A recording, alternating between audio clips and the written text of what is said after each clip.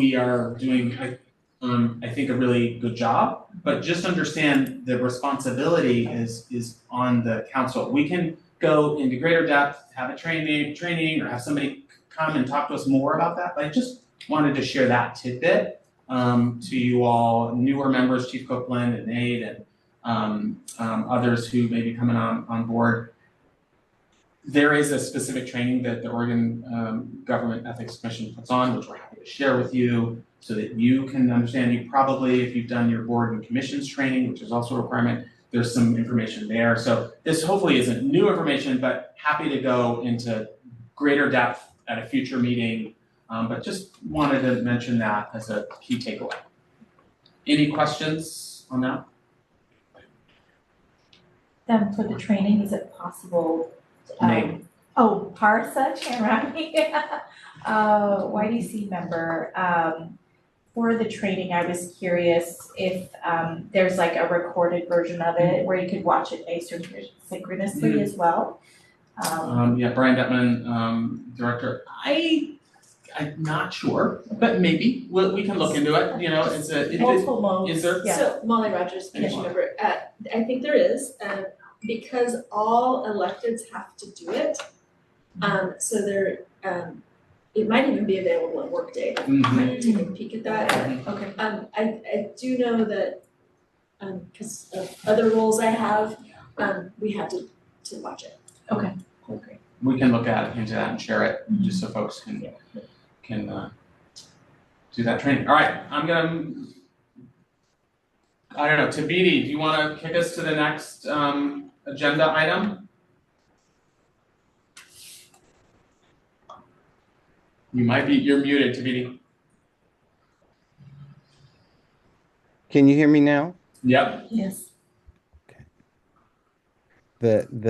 Sorry about that. The next item is the State Advisory Group update, Juvenile Justice Committee update, Anya and Molly, to talk about the Lane County Extended Detention Program approval. Well, thank you, Thabiti. This is Anya, Sekino, Youth Development Oregon staff member. I will start saying a few words and then I will ask Molly Rogers, who chairs the Juvenile Justice Committee, and Keeve, who is a member of the committee, to help me with the Lane County review of the application, site visit, and recommendations for the council. But before we go to the Lane County Extended Detention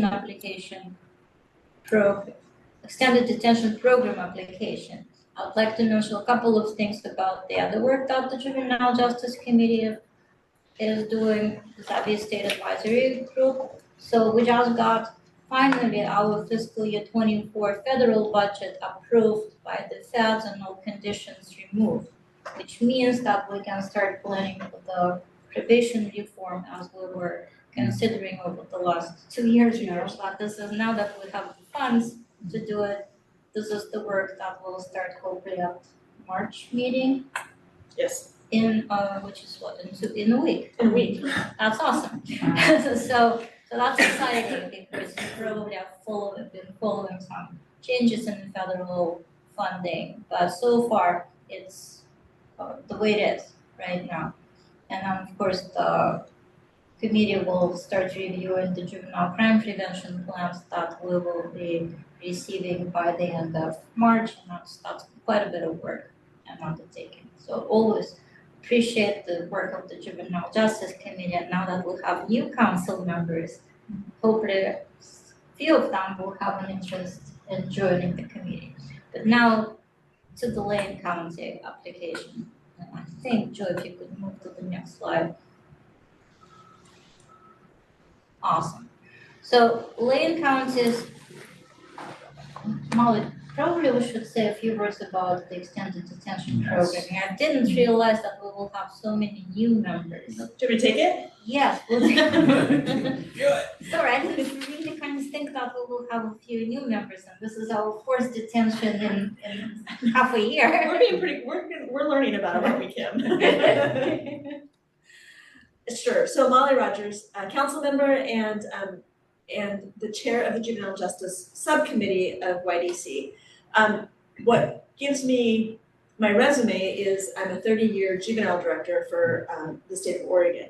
And in the state of Oregon, youth can only be sentenced to 8 days of detention post-adjudication unless the detention facility, has an approved 30-day extended detention program. So it's just not detention, it's detention program. And the detention program must be approved through the YDO. And we have administrative rules that help us guide how we approve a 30-day extended detention program. And the extended detention programs must submit application every 6 years, or unless there's a significant change in their program, they need to reapply to us. And our process is their application, some questions back and forth, a site visit, and then bringing it back to you as a youth development council. Did I cover it? Yeah, awesome. Thank you so much for that introduction. So I believe a summary of the extended detention program application from Lane County has been distributed to the council members, and hopefully you have the chance to take a look at it. So we followed the process. The application was submitted. Our application review team included Maui Rogers, Sam Court, who's our education liaison, Kim Lee, Zan Augerot, Lawrence White, who's our racial nesting disparities coordinator, and myself. We conducted a site visit on January 26th, and we were overwhelmed by the reception we received. There were so many people there, and I believe we provided you with the list of dignitaries at the entrance interview. This is probably the first time we've seen so many people from the county participating and being so honestly proud of what they've been putting together. Now I'll take to the table. Oh, take it over again. So Lane County has not historically had a 30-day extended program. So this is their first kind of toe in the water with it. And so they have called it the RISE, which is Recovery, Integrated Stabilization, and Evaluation. They have a large facility. It was designed to actually hold 96 youth, but it's never been fully opened. And so Kim was not able to join us on site, but asked the questions back and forth ahead of time. And I'll let her speak in just a minute on what the responses, if you felt they were good, back and forth. What the Lane County did meet us with lots of dignitaries, and they are really taking a therapeutic approach to their program.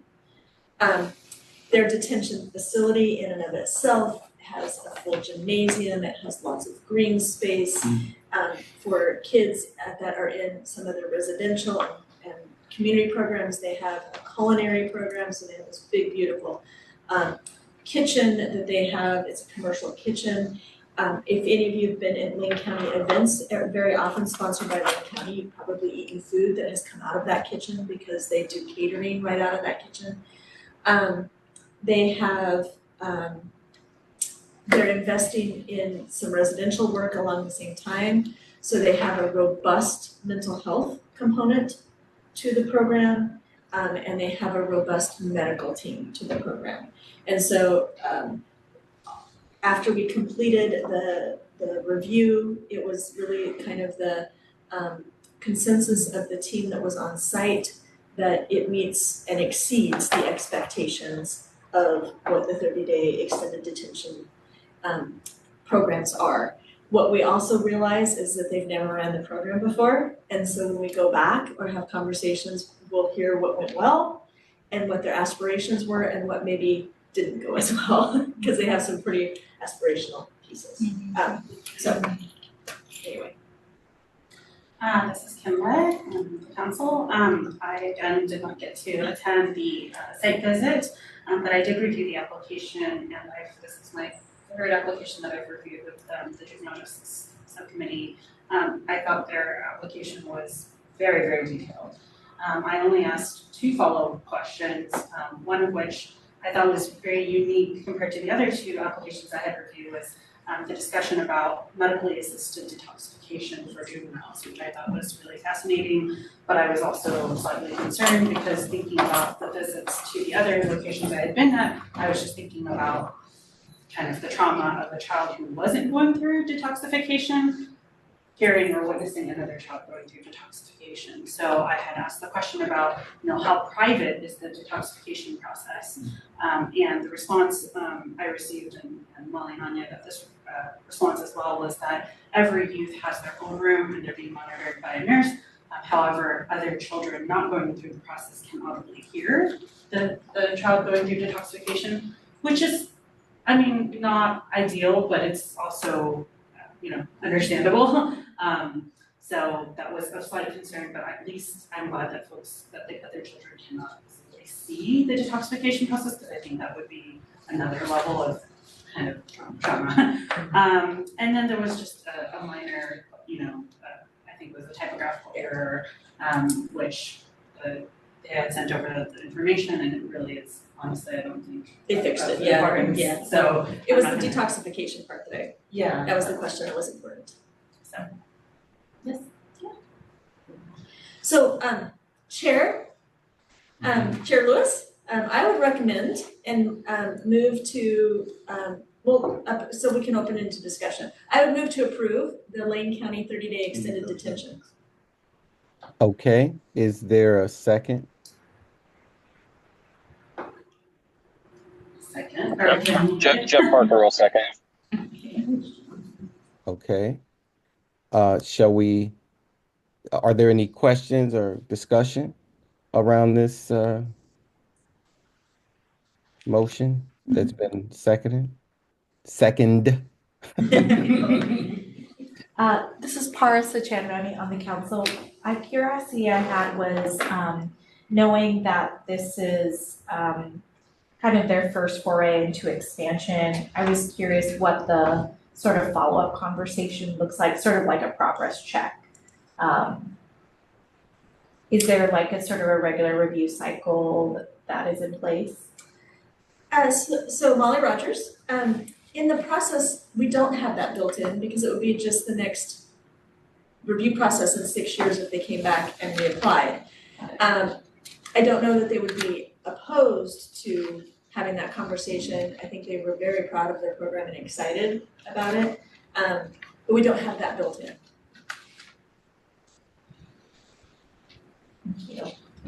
Thank you. Thabiti Lewis here. Are there any other questions or comments or concerns? I just have a quick question. Nate Lattanzio, council member. I was just curious if in the process, and I think this is me learning the process, but was there any into the development of this or in the review of it, any insight from young people themselves into the structure of the program and just anything like that? I'm not sure if that's part of the steps or not, but just thought to ask. Molly Rogers, so that actually is not part of the process. However, it's not a bad question to ask them back, and they were I can't think of, did they talk about their youth program? Let me see the whole application. Yeah, when we were sitting around the table in the conference room, I don't know the answer to that, Nate. I'll just be fair. What we do know is that youth will have full participation in the development of the programming that they participate in, including families. So there's a big involvement from the families in the process. Yeah. Prior to getting into the program and while in the program, there is also recommended them for having a transition plan out of the program. In our rules, we don't have a requirement for youth to participate in the planning. However, this is an excellent point. We'll make the requirement for the next application. See, that's the beauty of being on council. You get to make those certain sorts of rules. But they do went through an extensive community planning process for that. Because I know Judge Love was quite involved, and she was concerned whether it's a good thing to have, and finally they did. It was also approved by the judicial bench and by the local public safety coordinating council, so it was not something that was thought through by 3 people. So that's a really a community thing, and they felt that there is a need to have this type of program. It's really aiming for mental health and behavioral health situation stabilization. Also, what's different in this program compared to other facilities that we've been to, separate pod that has not been used in years and been fully renovated, so that purpose will be used for the program use. So they will be in an environment of their own. And Kim, it did not look scary at all. It really didn't. It was light and bright. Yeah, So, thank you. but I do think, let's put a pin in that for OARs. Yeah. To do some updates. I think that's really a good thing. So updates and also reviews and use participation in the process. We may have a question here. Savannah, do you have a question or comment? This is Thabiti Lewis. Oh, okay. All right. Sorry. Oh, okay. All right. There was just some unmuting going on. I wasn't sure if there was a hand being raised or what have you. Just want to make sure we're engaging in sort of equitable voice being acknowledged. Okay. So I hope I didn't interrupt, Anya. I thought you were okay. So with that said, if there are no more questions or comments, perhaps we can take a vote. Melissa, do you want to run us through getting I'm ready to do the vote. Augerot, Parasa Chanramy. Aye. Andrew Copeland, Yes. Jhoselyn de la Garza. Jhoselyn, if you can't unmute, if you can put your vote in the Zoom chat, that would be great. Jenny Glass. Aye. Alex Johnson, Approve. Robin Johnson. Checking the chat too, because folks are voting in the chat. She says aye. All right, great, thank you. Nate Lattanzio. Aye. Kim Lay. Aye. Andy Leonard. Aye. Thabiti Lewis. yes? Christina McMahan. Maricela Ortega Guzman. Aye. Jeff Parker. Jeff, that's yes. Thank you. Savana Rilatos. Maybe muted. Check, if you're muted, you can unmute or you can put your vote in the Zoom chat. Thank you. Molly Rogers. Yes. Diana Rojas. Hannah Schroeder. Jenell Theobald. Liz Thorne. Keeve Wilson.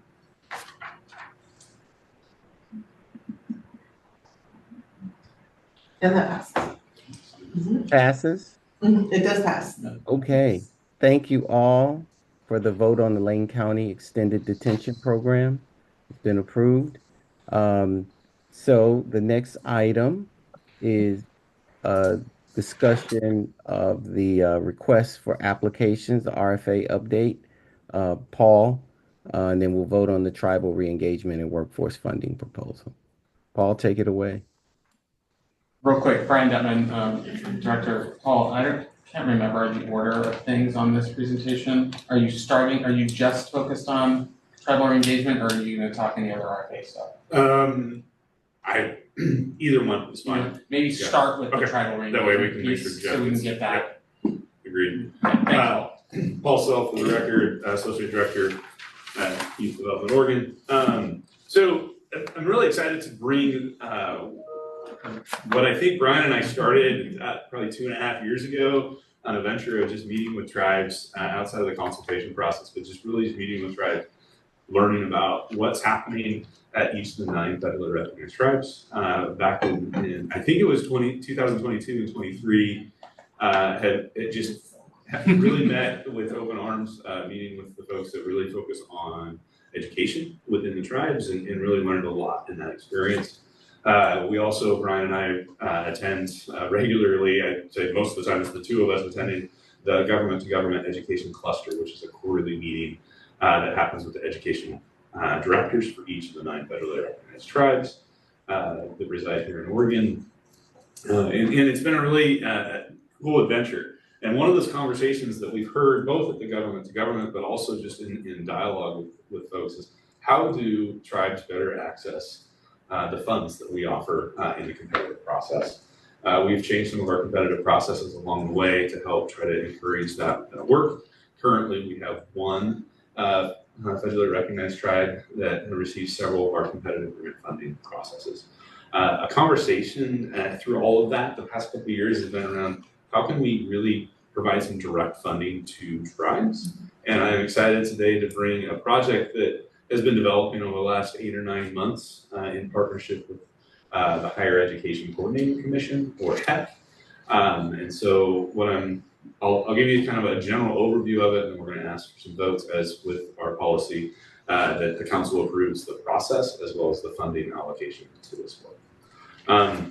So actually, I should probably move my slide. It's going to be easier than reading across people's heads there. But the idea of this specifically for Youth Development Oregon is really around our re-engagement funds, or the Student Success Act dollars that has really dove our agency into working with re-engagement focus across the state.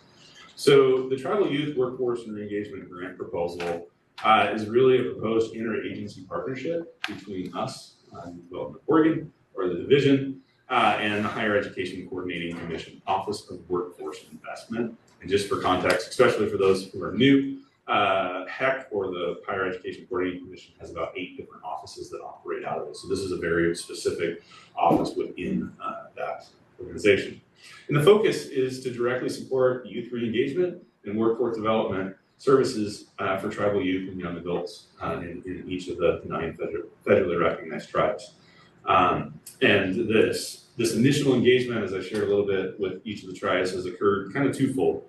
One, I've done 2 different presentations at the Education Government to Government cluster meetings back in December 2024, and then most recently, that was Friday? Yeah, last week. Okay, sorry, I will admit the last few weeks have blurred together, which you'll hear updates from Brian and I about that. And in December 2024, we presented this idea, and the request from the tribes at that time was to meet individually with the tribal directors and workforce directors within each individual tribe.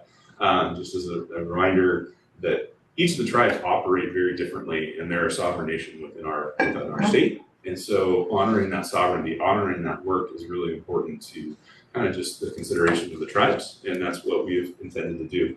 So this initial concept development and visioning discussions has happened with currently 6 of the 9 tribes, so which is very exciting, in partnership with HEC and Jeremy Apala as the person that I'm working with within HEC. And so we have gone out and personally met on site with 5 of those tribes and virtually with 1 of those tribes along the way. The other 3 are in the scheduling process. With my schedule, it's been difficult to get to some places, but we partnered that with our community conversations, which you'll hear about later within that. So maybe the next slide. So this partnership and this idea of tribal re-engagement has a few kind of goals that we're talking about. One is to coordinate existing youth re-engagement and workforce funding from both agencies to create a direct funding opportunity to each of those 9 tribes. And that's been, I will say, has been a wonder. Oh, sorry, can you go back one slide? My apologies. Has been warmly welcomed and really with excitement. Every tribal tribe that we've met, we're like, this is cool to see. So it's been a really pretty neat thing to do. And this would establish a new funding model that is reflective of those unique government-to-government relationships that we have with the tribes. Reduce procurement and reporting barriers, which you'll see a little bit more in terms of what my proposal is, and design grant programs and communication with tribes. So as of right now, with the competitive process, it really doesn't align well with tribes. And so trying this kind of, this concept is just a different way of trying to support tribal youth directly along the way. And then as you can figure out, this is a pilot model, and we would hope that it could lead to sustained funding across biennium support in that stable funding option. So we're always looking for those options within that side. For the new folks on the council, our grant model and our grant funding is biennial based because that's what the legislature approves. And so we have some challenges as that aligns with the biennial budget that comes through. So, and you'll hear more about the RFA update, the request for application update later. So next slide, please. So what this looks like, I'm kind of a little bit more into the weeds, is a proposed funding level of $540,000 from the Student Success Act, or our re-engagement funding that you've seen. So essentially carving out just over $500,000 for this project. And that would lead up to a $60,000 award to each tribal nation in Oregon, or the 9 federally recognized tribes that you've heard me reference. And in this partnership, HEC is committing the same amount. So one of the, I think, powerful pieces of this is it's changing a relatively minimal award of $60,000, doubling it to the $120,000 in terms of this project. And so what the general purpose of this is kind of three bullet points you can see there, is that re-engagement would adhere to the re-engagement requirements defined in the rule. As a reminder, eligible youth is a required piece in re-engagement, and tribal youth are automatically eligible through referral of a tribe through the tribe. And so that's a piece that we can meet a lot of this in that way. And it'll support goals of education, connection, and completion. So that re-engagement is that focus of high school completion, right, and the services around that. The workforce part, mainly coming out of HEC, will support training and employment opportunities for youth and young adults. And I would say the initial conversations have been cool to hear when we're engaging with the tribes of like all these ideas that they're coming at, and they're generating ideas in the meetings that we're hosting with them. Because some of the work is actually cross departments inside tribes. So not all education departments work for. So they're braiding and thinking this cool ideas. And together, the grant just helps to support tribal best practice, partnership, and tribe-specific need and program. And I would say it's been a journey for me the last 4.5 years to learn at the specific needs and cultural specific opportunities within tribes that I think this proposal really does honor. So next slide, please. All right, so this is the weeds that you guys all hear a lot from me around the grant process. So the proposed grant administration process is what is important to have approval from the agency to move forward with. And so you can kind of see it, it's kind of a word, it's not, I mean, just to kind of help highlight what that makes sense. So YDD will create an interagency agreement to the roles and responsibilities between the two agencies. So we've asked procurement if this is possible. And so this would be agreement between us and the Higher Education Coordinating Commission to say, hey, these are the rules and this is how this will work together. And the reason we need that is to get one agreement that would then defer that power of making those agreements to the HEC, or the Higher Education Coordinating Commission, to distribute and enter into agreements of tribes. And so we're managing what that contract looks in the agency. That third step would be that we would co-manage grants via a process defined in an agency agreement. And so different from our competitive grants, we're asking that the council consider us to allow that to be defined in that contract, which is work that we do, and it'll kind of manage through that side within that. We would then work with tribes individually to develop individual project plans to define project-specific activities, goals, and desired outcomes. What we've already learned from these initial 6 conversations, everything is different, right? Like we've met with some tribes that were saying we don't actually, our youth are being very successful in high school completion, but we can also help them with some other pieces of high school education. And so we want that to really be honored because of that eligible youth piece of the high school completion. And then again, they've come up with, been presenting a lot of ideas around what it means to be workforce within a tribal context. Tribes would then report on program activities through a single reporting process to be reviewed and approved as defined in the interagency agreement. This is a really big step, I think, in showing this kind of proof of concept and this idea, is that typically every grant has its own reporting process, has its own defined access point and element within that. By doing that interagency agreement, moving with individual agreements with tribes would outline how a tribe would report, and then we would work interagency between the two agencies to approve those reports and release those funds, and trying to, again, remove barriers for the tribes along the way. And then once approved, funds would be distributed through the HEC process on behalf of YDO. So right now, our grants are distributed through ODE on behalf of YDO. It would be the similar process, but I'll outline in a lot more detail within that work. Whew. There you go. That's the idea. So I don't know if people have questions, but I wanted to kind of lay out that idea. And Brian. This Brian Detman, Youth Development Director. Appreciate Paul, appreciate others working behind the scenes. Just to also emphasize, I think, a point that Paul made, and for folks who are newer, right?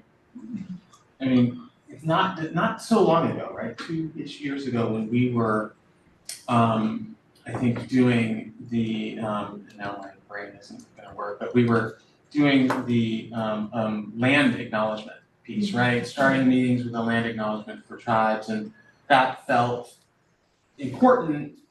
And what we were hearing in some of the conversations we were having with within our government to government meetings and hearing from other places, the LCIS, or not, yeah, I think the Committee for Indian Affairs, information like, yeah, the land acknowledgement, different tribes have different thoughts about it, but what's your action? Like, what are you actually doing? Like that, right? So by honoring honoring history and honoring the current presence, but super valuable. But what are you actually doing? And we, a few years ago, as Paul referred to, started offering kind of a score multiplier, a little bump that if a tribe applied for our competitive grant, they would get an increased percentage on their score, which then helped us make some additional awards to tribes over the last 2 or 3 biennia, and that felt like an important step. We're also doing some work kind of behind the scenes to ensure that the agreements between our agency and tribes really honored tribal sovereignty and didn't ask tribes to actually give up their sovereignty in legal matters, which is what previous documents did that were produced, some by ODE or by the DOJ. So we continue to work with Oregon Department of Education, as do other agencies and the Department of Justice, to ensure that the contractual documents, grant agreements, et cetera, aren't asking tribes to give up sovereignty. This step, as Paul referred to, I think is the kind of like the evolution of that work. Like how do we think of kind of a tribal, a set aside, like actual direct funding? And I will say our juvenile crime prevention work, our juvenile justice work has awarded tribes a specific juvenile JCP grant for the past, I don't know if it's since the beginning, but really close. For a while. 1999. So tribes are getting a direct juvenile crime prevention allocation from us. We put that into our rules around JCP actually last biennium. Like it was happening, but we've actually institutionalized that piece. So there have been those dollars flowing to tribes, which I think the council's been instrumental in ensuring that happens. This is another step in that direction. The other thing I'll quickly say, and I know Jeff's got a role here soon. We may still have quorum, Jeff, without you. So, but even just to ensure that people hear the information from a budget standpoint, we want to use some of our re-engagement dollars, which in the governor's budget was at current service level. Like, so we're not in that specific area of our dollars, not seeing a reduction, at least in the governor's budget. The legislature makes the final decision, but no, from a sort of financial management standpoint, and this may be a question for folks. Oh, so how is this going to impact grant funding? Well, certainly it will impact our re-engagement dollars, but those dollars so far, we feel strong and set. Again, the legislature needs to make its final decision.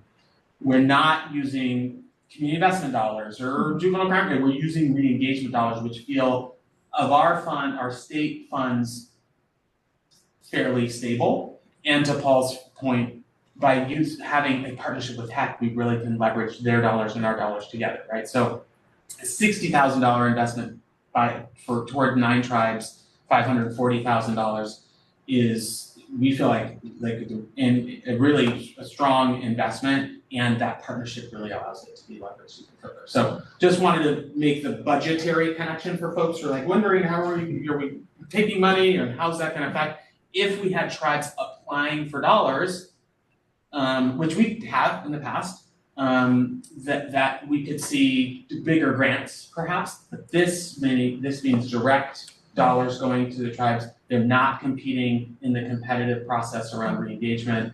And again, I think does this thing that we've been trying to do over the past few biennia around like real action to support our tribes in addition to the important work that is happening through the juvenile crime prevention dollars. So just a quick clarification, just so it's on record, Paul Sell, Yeah. Associate Director, YDO.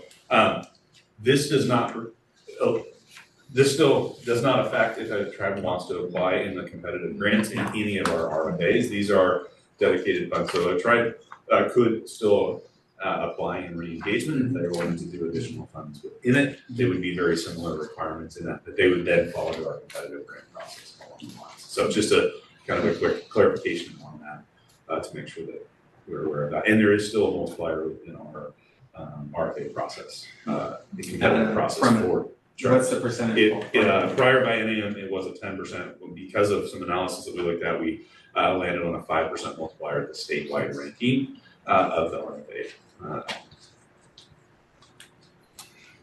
Thank you, Paul and Brian. At this point, I'd like to move and ask that maybe we vote on the tribal re-engagement workforce funding proposal, and perhaps there may be is there a second? Brian Detman, there was a question here in the room committee by. Oh, I was going to. Oh, I thought we were going to take a question. Okay, once if we. We can do it in the other order. Kim Lay, council member. I was not privy to the discussions 2 years ago. So could you guys give us a little bit of background? You said that the competitive process does not align well with the tribes. It wasn't working out. Could you just give us like a 2-second snapshot as to why was it not working? Why is there a need for this? Yeah. So kind of the one of the easiest, broadest ways to describe it is state has their process. Every tribe has their own process of how they manage those funds. And so when we release a grant, a tribe may have to go, or most tribes have to go to their council, and they have very specific processes around that. And when those 10 systems essentially match up, they don't align terribly well because it may take them longer than 60 days to be able to just get through their own internal process. And that's something that's very separate outside of ours. And so we work to try to balance it. That's part of the Gov2Gov meetings that we talk a lot about in terms of how to access it.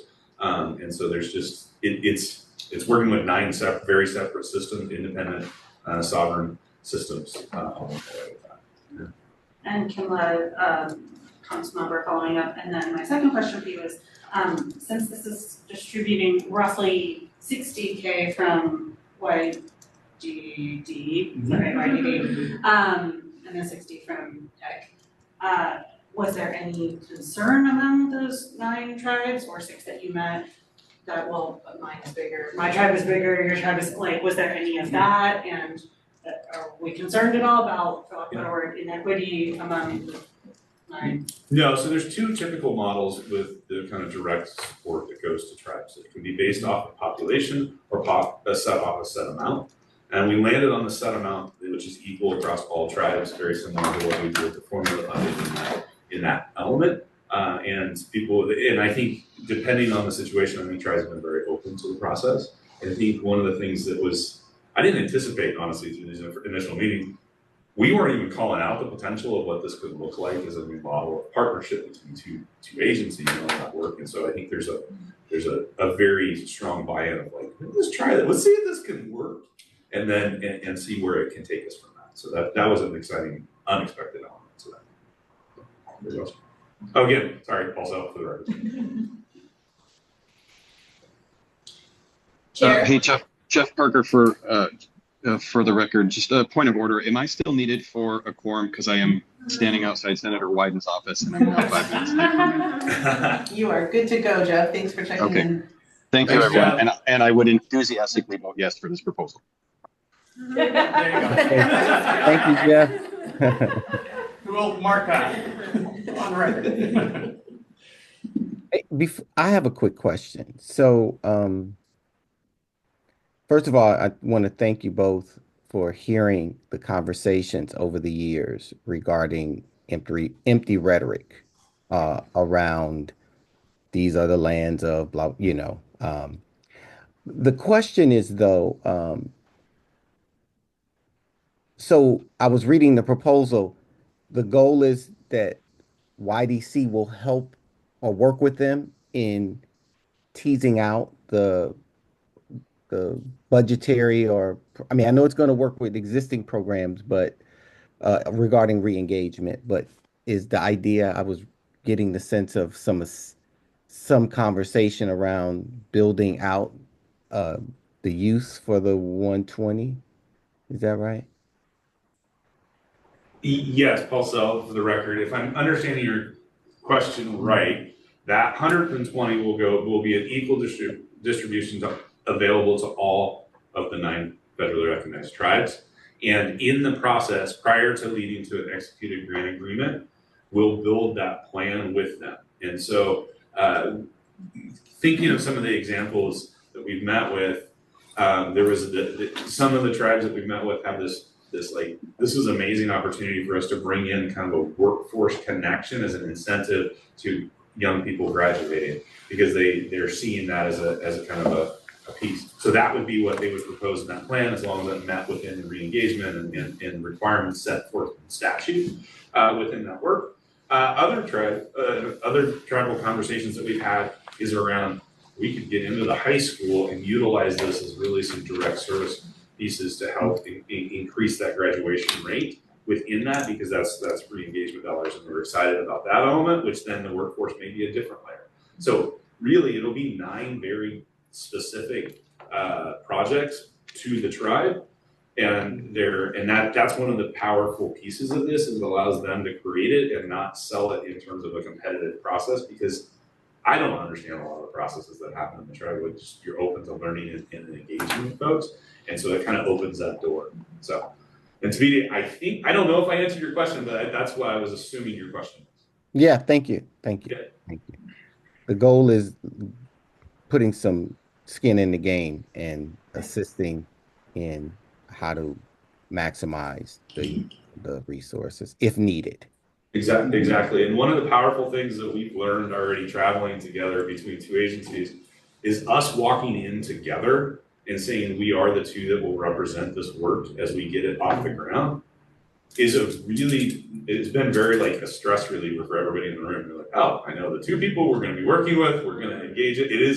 It's really a neat proposition. And so that's been a really powerful tool that I think also aligns well with that individual plan of it, because then we kind of understand it, and then we'll walk it through the process. Thank you. Yeah. Any other questions, comments, reflections? To be Molly Rogers, council member, I'm going to go ahead and move to the creation of a tribal re-engagement grant to be developed and implemented as outlined in this presentation. Can we get a second to that? I'll second. Yeah, Jenny Glass. All right, I will do the vote. We're ready for that. Augerot? What, before you vote? Yep. Cord had his hand raised, Yep. and I'm not sure if it was a last minute question. Thank you. Sure. For the record, this is Cord Bueker. Something that was in the pre-meeting information that we shared, but is not in this presentation, is just the reference to the statutory basis for us also, bringing this to the council, and the council having the ability to direct this to happen. So the statutes do say that the council may direct the creation of a grant award, and that's sort of a starting point. And then we're looking also at re-engagement rules in terms of the council approving this process. And this would follow, as Paul mentioned earlier, the same requirements of re-engagement that are already set in rule. So I just wanted to, giving folks, particularly those who might just be seeing this or are hearing this for the first time, that just also that background, that this has also got some statutory and rule connection that we've shared in that document. That was all. Thank you. Thank you so much, Cord. Okay, Melissa. We got one more comment. Parasa has a question. Thank you, Parasa Chanramy, YDC member. I just want to say thank you for doing the work in pulling this pilot together. It's really exciting to be able to develop just basically a direct allocation and give our tribes the autonomy to develop a plan that makes sense for their students, their community, and so forth. One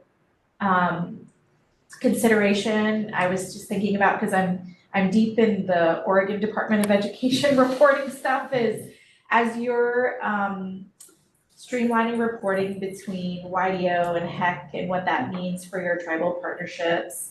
I wonder if there's any synergy we could do on the ODE side of things, just to make sure it's not overly burdensome for administration for the tribes if they're also eligible for competitive grants from the department.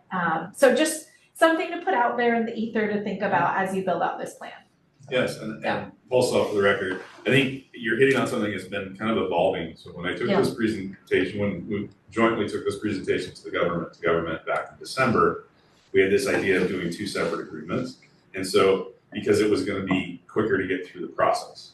Through initial conversation, that's where we landed on, let's do a single agreement so that we're not actually having an agency so there's a lot of elements in it. And so I share that because it's continuing to evolve, which is exciting. So where this comes through, one thing I've already noticed is in these conversations, our tribes are also asking, well, what about these competitive grants, right? So we're engaging in a very different conversation along the lines.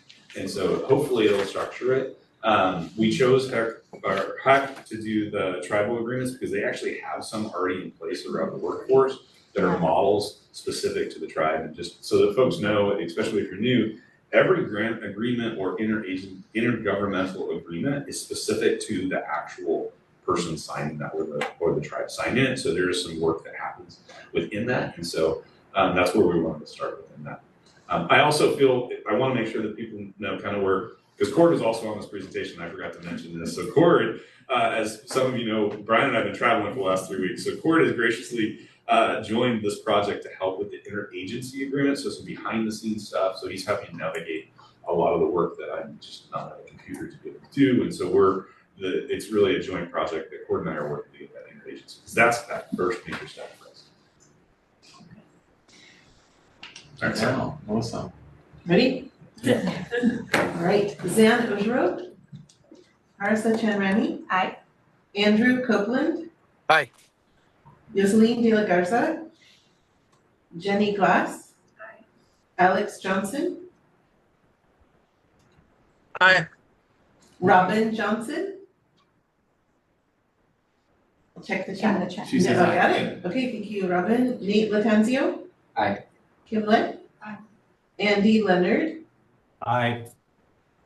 Thabiti Lewis. Yes. Maricela Ortega Guzman. Aye. Jeff Parker had to leave. Savana Rilatos.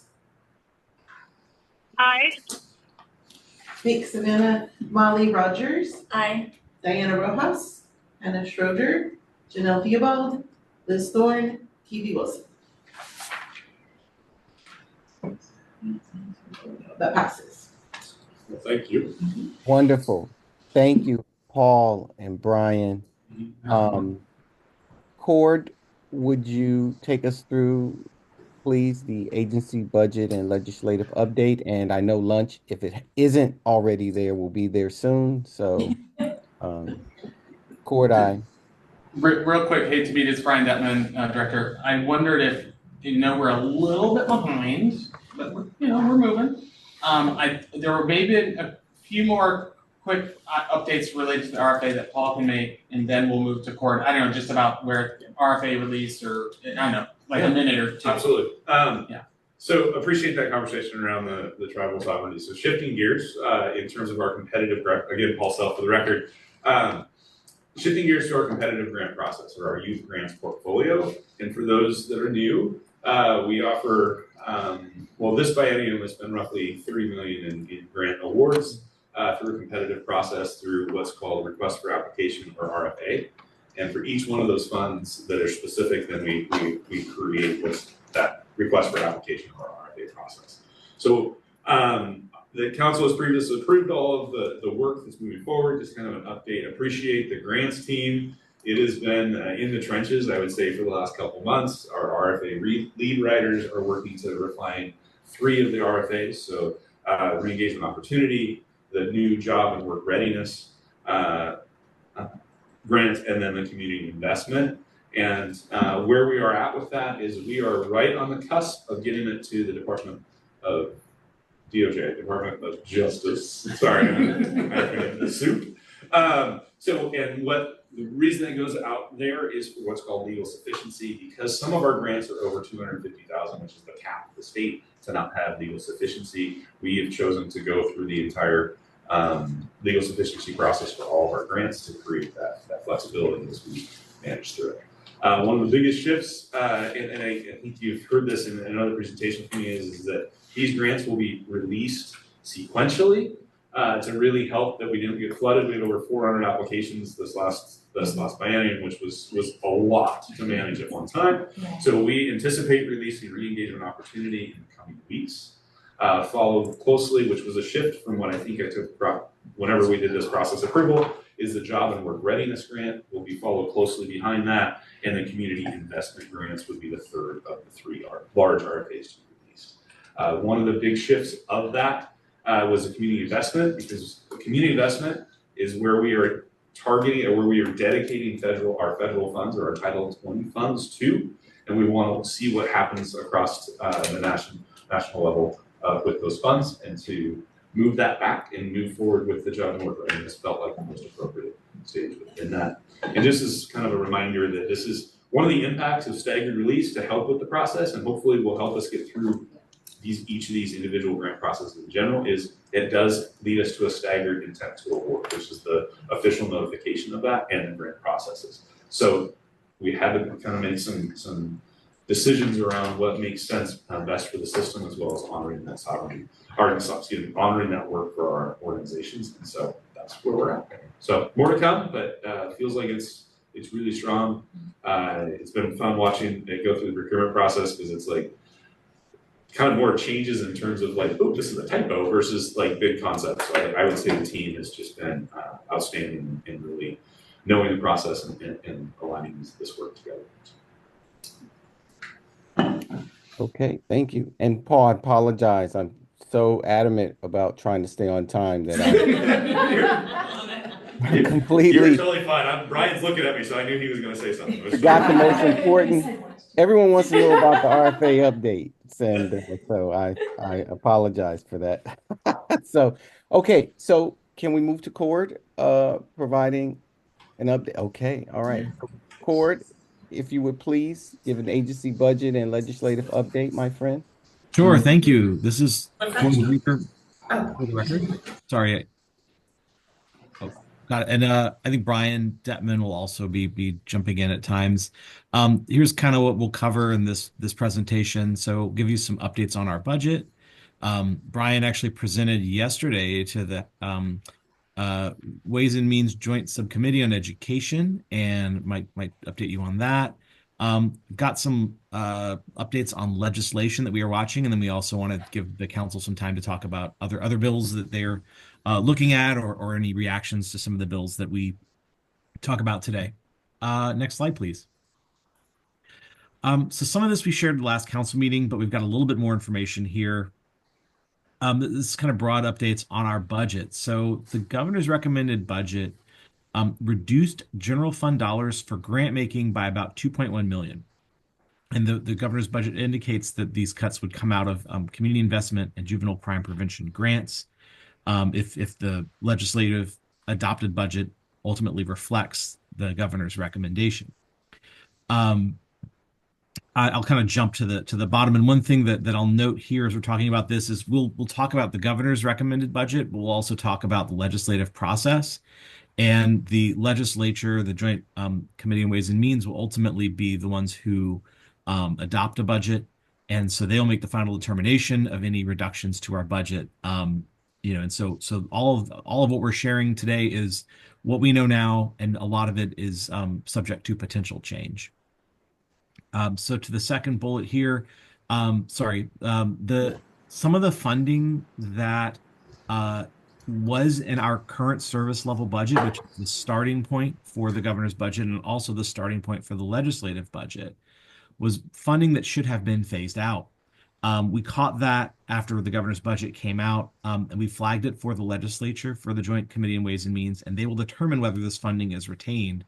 This funding is not for any of for community investments or juvenile crime prevention. It was one-time funding for grant. And the legislature may ultimately decide to fund that again, but it's not supposed to be in our budget. No reductions are recommended in the governor's budget for our re-engagement programs, which is funded by the Student Success Act corporate activity tax dollars.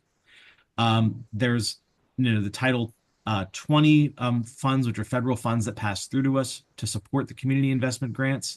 Those stay the same, as well as a Title II federal grant funding. No reductions there in our state budget. Of course, we're closely watching, for the next federal budget to see if there's any impacts. But as of right now, those are staying consistent in in the GRB, our governor's recommended budget, and we assume they'll be consistent in the legislative budget as well.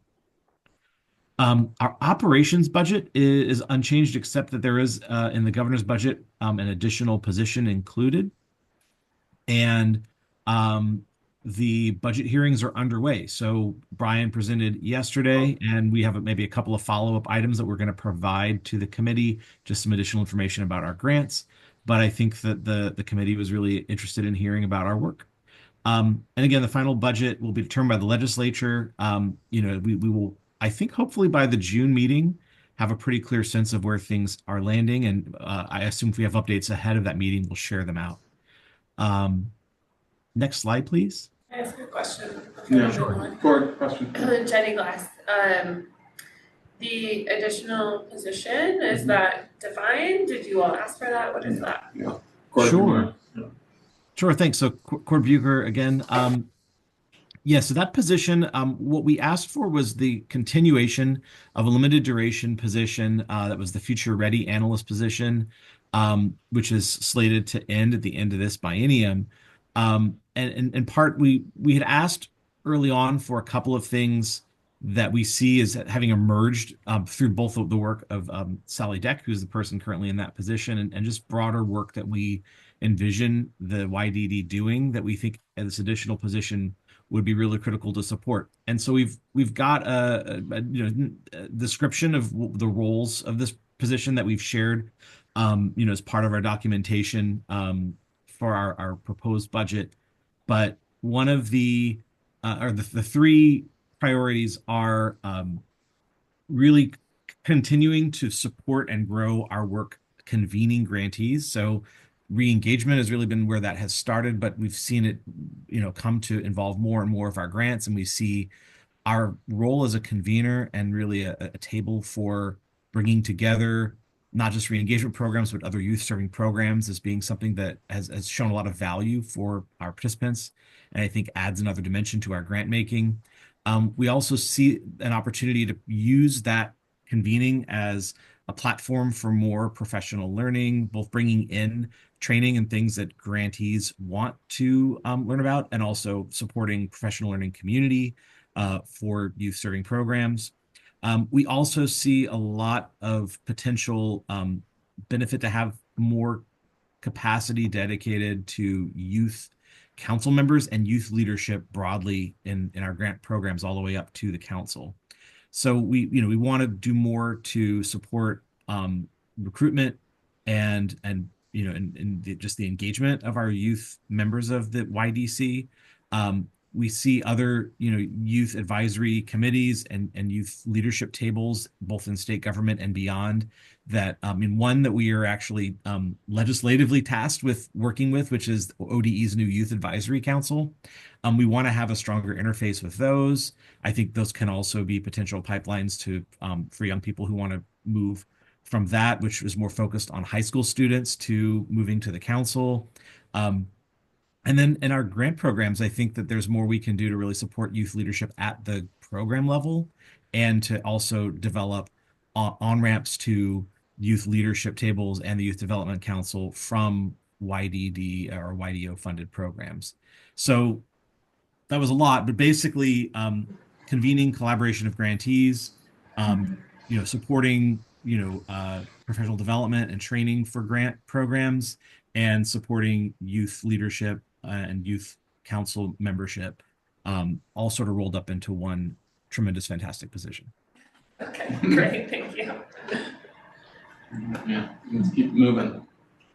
All right, so this is a really rough and simplified version of the grant and aid budget. We wanted to share this since we've had a lot of questions, just to give you a sense of what the budget looks like right now. This is the current service level funding, so this is not the governor's recommended budget, which would show some reductions.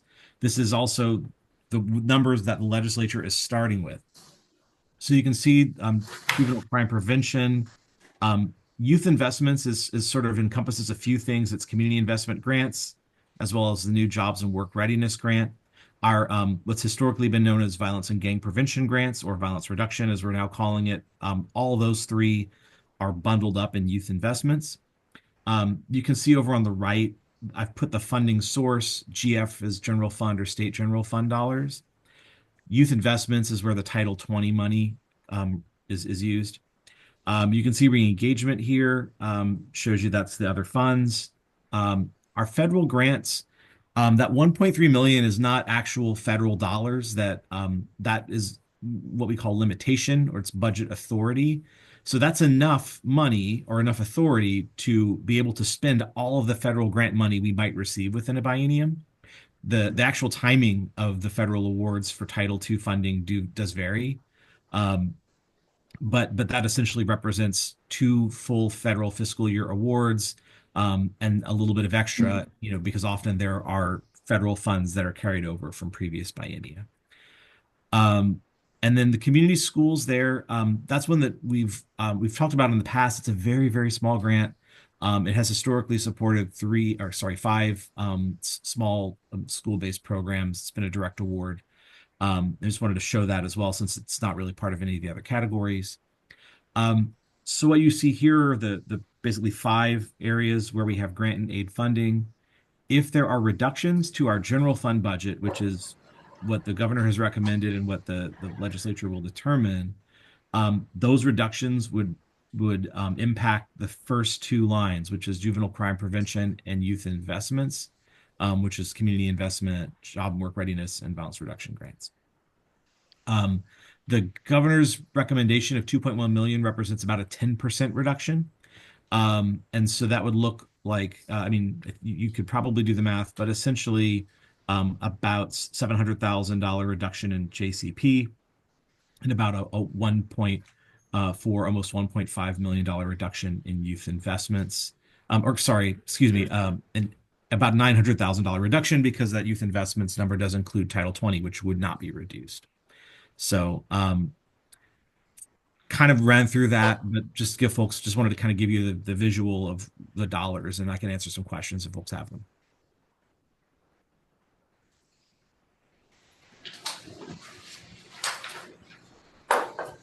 I think keep rolling, Cord. All right. Unless there's anything online.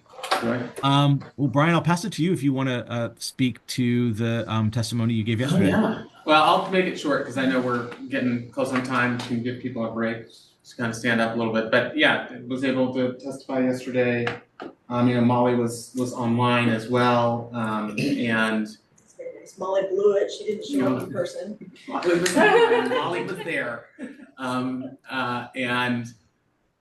yeah, this is it for the newer members of the council. Every 2 years, state agencies are required to go before the legislature, the particular committee that relates to their work, to present on their budget. For us, because our budget sits within the Department of Education, I present to the Joint Committee on Ways and Means Education Subcommittee. It's chaired by Senator Salem, who's kind of Washington County West kind of metro area senator, and also co-chaired by Representative Ruiz, who's also in the Portland metro area, but more on the kind of East County, East metro area, Gresham.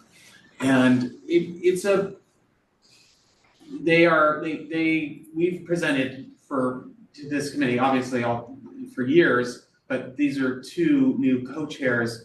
But, my sense, and I maybe could just turn it over to council members who may want to comment, but a few questions, some follow-up, but you've got, both Democrats and Republicans. Wright, Boomer Wright asked a question or two, Senator Weber from the Tillamook area, they asked some questions, but they seem pretty friendly and understanding of the importance of the work we do. Whether that how that plays out in the budget, we will see, but that's important. And I think there's even, I say our work, our grant making work, our work with juvenile justice, I think it was a good presentation. Yeah, so I was watching it and being around for the last, Molly Rogers, council member, being around for the last 30 years. I think there's a couple takeaways that I think is important. I think one is that we collect data. And I think that is important to this committee, specifically to Chair Salem. And so that was really good for us to be able to answer the question is how much data we collect. And so I know sometimes it feels onerous to us and we look at data and we look at data and we look at data, but it really is important. And so I think that was a key takeaway that we're able to answer their questions.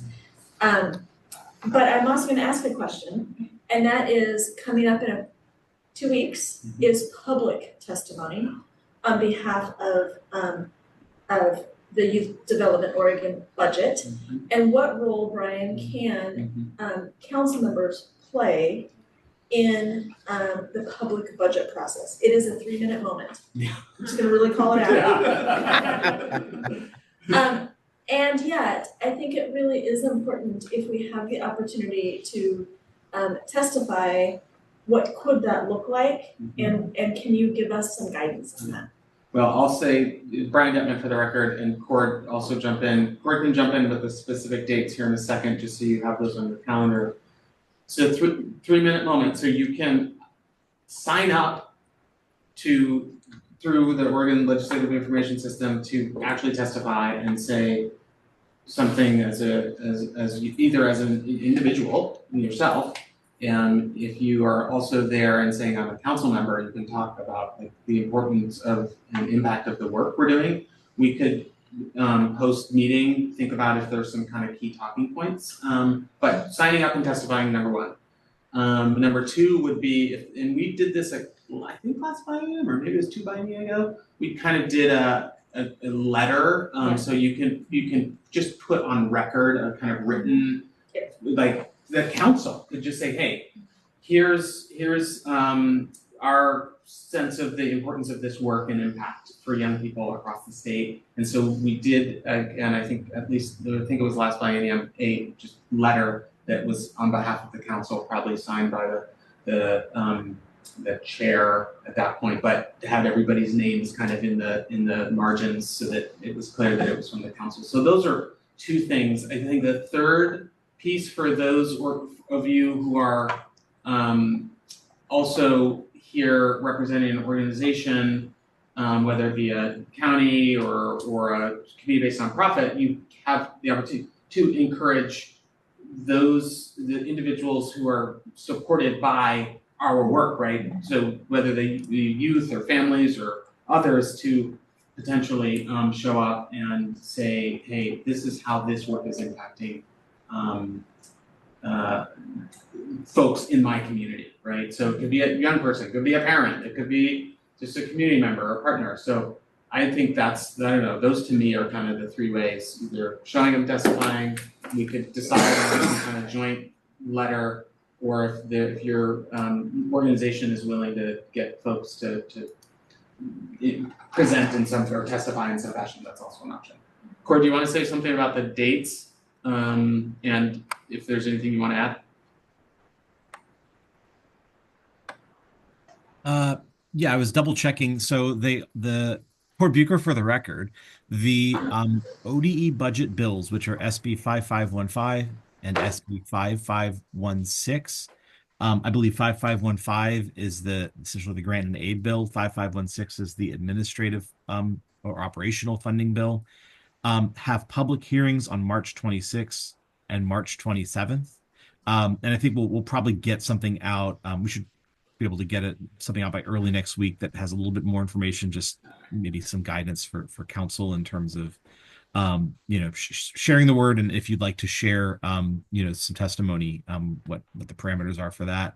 But it is, and certainly any grant recipient, any member of the public can submit testimony in writing or show up to testify in person. I believe either day you can testify, even though each is sort of associated with one of the bills. The 26th and 27th are the public hearing days. So Molly Rogers, council member, I would move to approve, or move to direct the YDO staff to craft a communication on behalf of the council on the outcomes and the information from our last biennium. But I know it has to meet some qualifications because it can't do some advocacy, but I would move to direct you to do that on behalf of the council. Is there a second of that motion? Sure, I'll second that. Checking class. Checking class. I know there was not an action item on there, but I think it is absolutely important that that they know we're a small council, that we are represented. So there's my discussion for it. Can I ask who might take the lead on crafting an initial draft of what that might look like, that might be circulated amongst individuals to give input? I have, there's Brian Detman. I would ask Cord to take the lead. He and I will work closely. We'll share it with our members of the team, and more importantly, significantly, we're happy to share a draft with the council so that y'all can weigh in and we'll share a document or something. Yeah. And I assume this is a little bit in the weeds, but I will check what we did 2 years ago. That I think it went under the chair's signature. So, yes, Cord. For the record, Cord Bueker.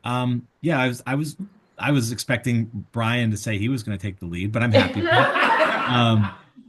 I think that what I might say, is that later on in today's council meeting, you'll hear some presentations on year one data. So this is the first year of the current biennium from our on our community investment grants, re-engagement grants. If there are things that you see or hear in that presentation that you say, we really want to make sure that we highlight this, please flag that.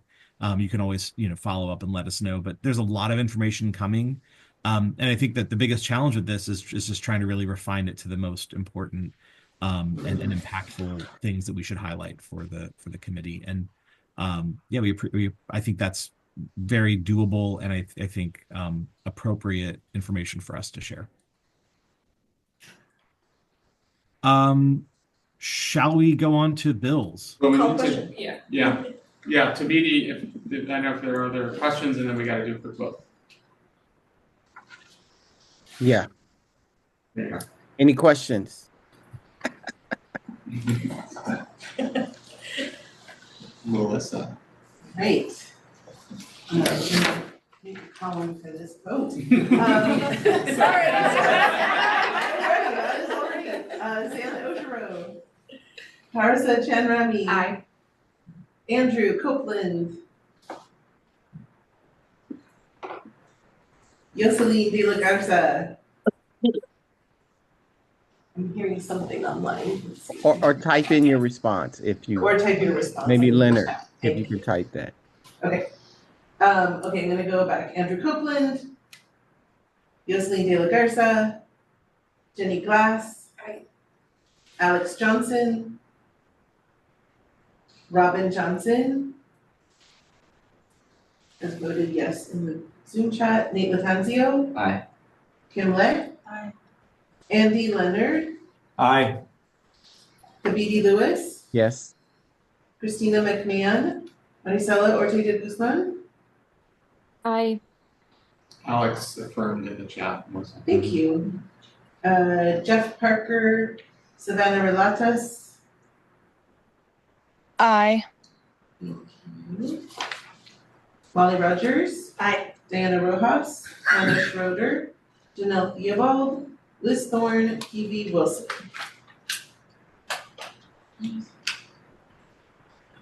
And that passed. Okay, thank you. So I know court has some more items to go through before we shift over to the community conversation recap, Brian and Paul, so court. Yeah, let's keep it moving. All right, Cord Bueker here again.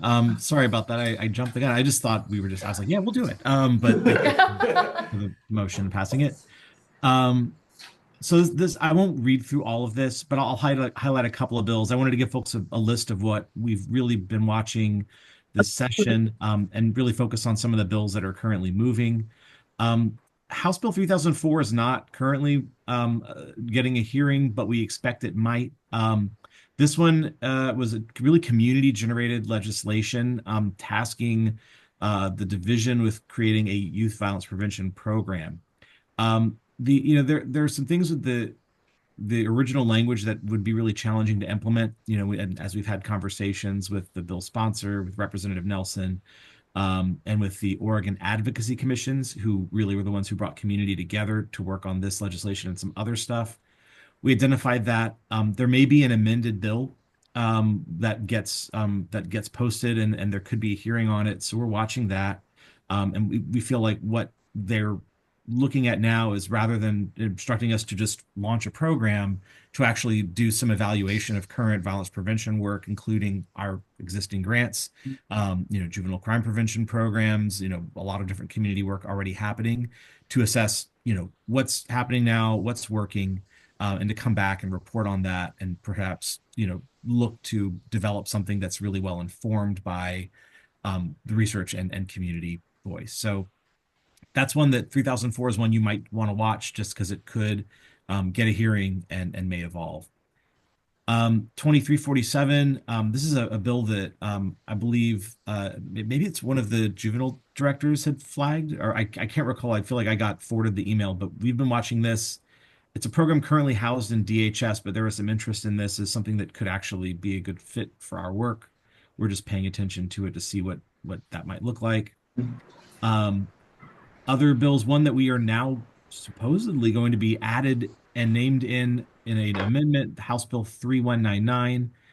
This is an attendance bill. It's got a bunch of different, there's a few pieces of attendance legislation that are getting rolled into this as sort of an omnibus attendance bill. One thing in the bill is an attendance advisory committee. And they named a bunch of agencies to have a representative on that committee. ODE was named. They did not name Youth Development Division or Council. We've thanks to Molly and some other folks who have been watching this, we essentially asked the governor's office and got permission to request that we be added to that attendance advisory committee, given the unique work that our re-engagement programs, our juvenile crime prevention programs, and other YDO grants do around student attendance.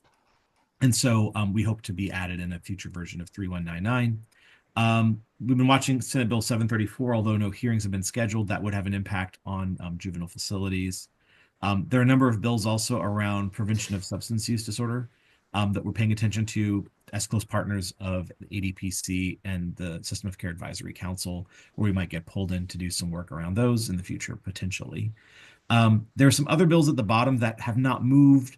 I'm generally expecting they will not. The ones around gender affirming care and secure facilities being banned, those bills have not been, have not gotten work sessions. There are a couple of bills around nonprofit advisory council and policy around grant making, Senate Bill 602 and 603. We're watching those because those could actually have an impact on recommendations and even, developing more guidelines or statutes around how grants are made. And 3098 is around some additional reporting that would be required of grant recipients. That one also hasn't gotten a work session. So this is maybe a moderately long list, but these are just some of the bills that we've got on ours. There are a few others we're watching that we're not necessarily involved in, but just watching to keep abreast of the work around youth apprenticeships, after school programs, and the like. I know we're short on time, so I will stop there and maybe go to the next slide and open it up to the council. Any other bills you want to flag or watching? Any thoughts on the ones that I've shared?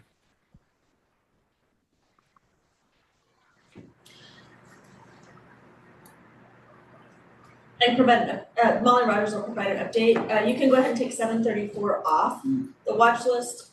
It was in hearing the other day for 9:15. It was stated that neither of those bills are that 734 is not moving forward. Which one is 730? Sorry, Brian, which Oh, sorry. It's the Molly Rogers. It's the restraint bill. Thanks. Molly Rogers. Also, I testified on behalf of Wasco County and OJDDA last night for the 3 bottom bills. Yes. Parasa Chanramy, member of the council. I think 2 other bills, want to make sure everyone has on their radar the governor's accountability bills. And so one is House Bill 2009 in the House Education Committee, and one is Senate Bill 141 in the Senate Education Committee. What it does is, in addition to sort of building out the continuum supports and interventions, it expands the definition of school districts in our accountability system. So what that definition would include is school districts, education service districts, YSEP, JDEP programs, approved recovery high schools. I should thank you so much. YSEP is youth corrections education programs, and then JDEP is juvenile detention education programs, as well as public charter schools. So I think it's important to pay attention to those definitions and the entities that would be required to set targets. And the targets, it builds off of 5 common metrics, which is regular attendance, 3rd grade reading proficiency, 9th grade on track, 4-year graduation, and 5-year completer. And it proposes adding 2 metrics, K2 attendance, kindergarten through 2nd grade attendance, and then 8th grade math proficiency. And we've been weighing on these bills in my other role, and I think it'll be important to pay attention to entities, the different goals, what does it mean in terms of target and support, and what does that sort of feedback loop look like for the department, and the differentiation of supports as well. So I want to make sure everyone had that on their radar as well.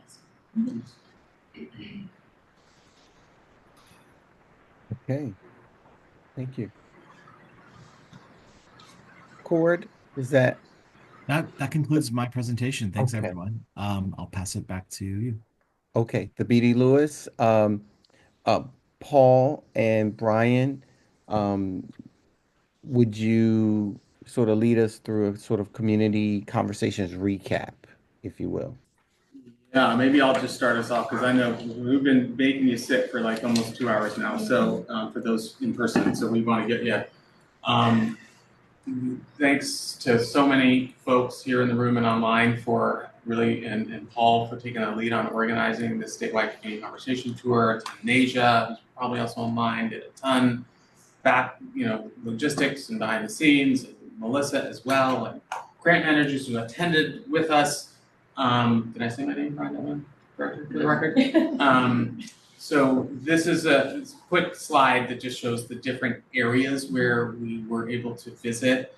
New council members are new to the meeting, like, hey, we do a tour kind of like this every couple of years. In the off years, we may do some kind of modified, but we had several of you around the table and online who attended these and help make connections for us to either host or have an evening meeting with somebody or a daytime meeting. So just great work by everyone to help pull this off over the last 3 weeks or so. So I'm just saying thanks. I'll turn it over to Paul. We want to hear from any council members who were able to attend and then get you to a break. So I think I saw in the kind of wrap up, Paul Sell.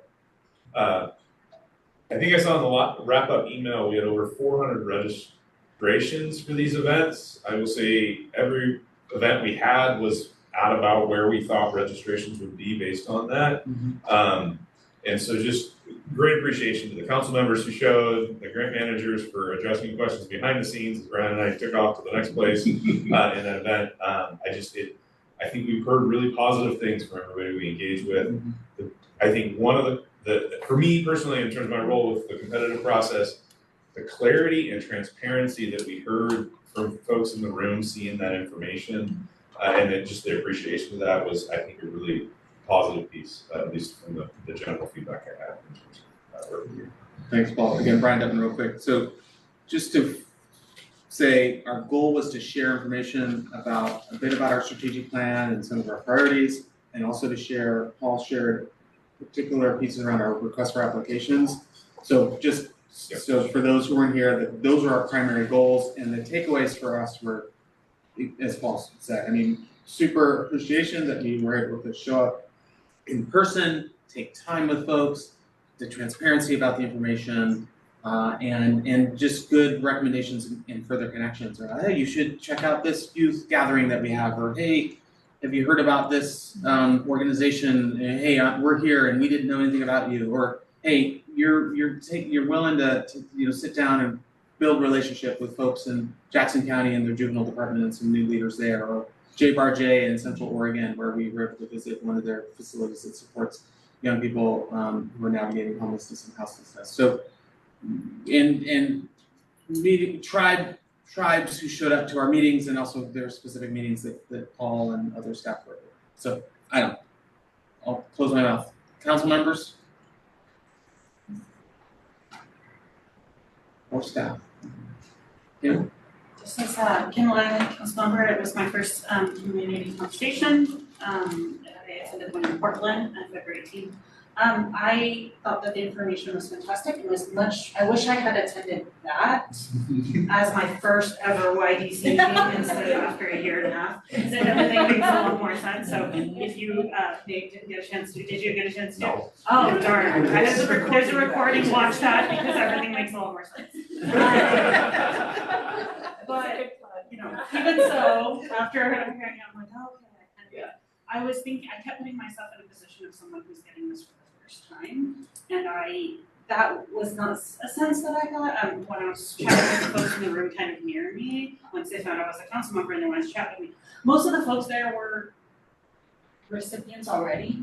Mm-hmm. And I just felt like the speed, I mean, having a year and a half of having heard a lot of this already and it kind of tying all together for me, that was great. But I'm thinking somebody who's hearing for the first time, no way. And also, it'd be really hard to network because there were those brief moments of, hey, introduce yourself, but you're still kind of all deer in the headlights. So just the thought in the future, maybe if for the folks who are registered, if there's like stickers for folks who already have received grants, and then a sticker for somebody who's like, I'm just interested and new, and then, we can kind of target those people and come out and be friendly and, just be a resource more. So that it didn't feel so overwhelming and so scary. I thought something like that to just kind of help the folks who are really trying to start something new. That's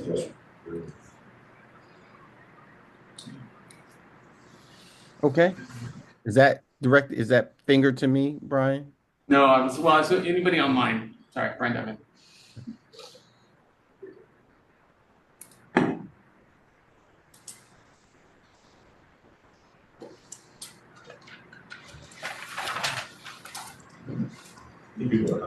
Yeah, we need to stretch. Yeah. So I think Brian Detman here for the record. I think we're ready for a break. Okay. So Thabiti Lewis here. We're going to take a break. We promised 10 minutes, and we will give you 10 minutes. 12:03, we'll pick things back up. Engaging data presentation. Okay. So please take a break. Get your lunch. Thanks,